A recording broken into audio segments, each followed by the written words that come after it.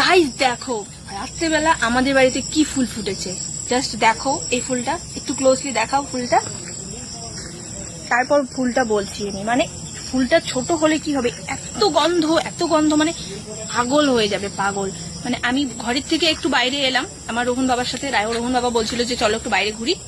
তারপরে দেখো এই যে অনেক ফুল ফুটেছে, মানে গন্ধটা আমি কি বলবো, মানে তোমরা জানো না মানে কি বলবো, এত সুন্দর গন্ধ বাইরে এলে, মানে এত সুন্দর গন্ধ বেরোচ্ছে।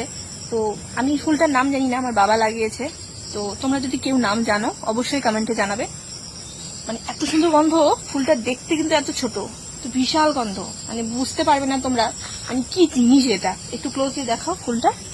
তো তোমরা যদি জানো এই ফুলটার নাম কি অবশ্যই কমেন্টে জানাবে, কিন্তু প্রচুর হয়েছে আর গন্ধটা জাস্ট কি বলবো।